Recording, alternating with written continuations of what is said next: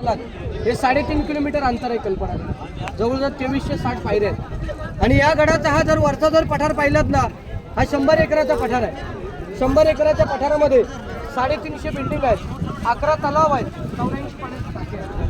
हा पूर्णपणे जर गड तुम्हाला पाहायचा असेल ना, 1-1.5 दिवस मोठा किल्ला. आपण अति महत्त्वाचा बालेक किल्ला दाखवतो, कारण पावसाळ्यात तेवढा किल्ला फिरणं शक्य होत नाही.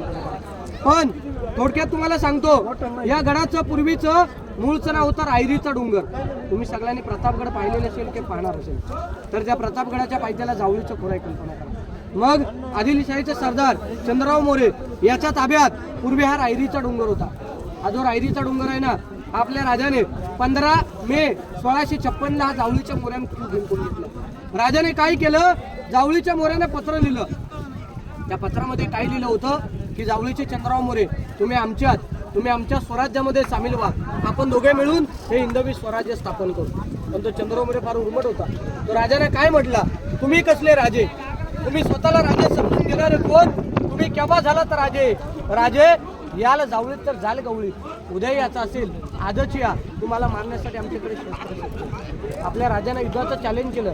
मग आपल्या महाराजांनी काय केलं, प्रतापगडाच्या पायथ्याशी 3 महिने आक्रमण केलं. आणि त्या आक्रमणामध्ये चंद्ररावचा भाऊ तर हनुमंतराव मोरे त्याचा वध झाला. त्याच्या चंद्रराव वाटलं या युद्धामध्ये आपलं वध होणार आहे, तर तो चंद्रराव मोरे प्रतापगडाच्या पायथ्यासून निसटला, रायगडाशी आला आणि महाराजांच्या शरणी आला. म्हणून मी तुम्हाला सांगतो, तुम्ही जर प्रतापगड जर पाहिलेला असेल ना, तर त्या प्रतापगडाच्या पायथ्याला जेवढी झाडी जेवढी जंगल दिसतं ना, याला जावळीचं खोरं म्हटलं गेलं. मधले लोक सांगतात एखाद्या अस्वलाच्या केसामध्ये सुटलेली ऊस आपलं शकेल, जावळीच्या खोऱ्यामध्ये मोकाट ठोकेला. आजही मग राजाने काय केलं, 15 मे 1656 महाराजाने हा रायरीचा डोंगर आपल्या ताब्यात घेतला आणि नंतर हा सर गड बांधायला चालू केला. म्हणजे थोडक्यात हा गड बांधायला 14 वर्ष. ज्याने हा गड बांधला ना, त्या आर्किटेक्चरचं नाव आहे हिरोजी इंदुलकर. मग गड बांधायला 14 वर्ष लागली. 14 वर्षामध्ये लागणार हा दगड आणला. ज्यावेळी गडातून तुम्ही पायी चढून आलात, 1 लिटर पाण्याची बिसलरी हातात घेतली आणि डोक्याचा घाम पायापर्यंत पोहोचला, त्यावेळेस तुम्हाला गडाचं महत्त्व कळलं. तुम्हाला प्रश्न पडला असेल, महाराजांनी बांधकामासाठी दगड आणली कुठे, तर सर ही दगड काही खालून आणली नाहीत.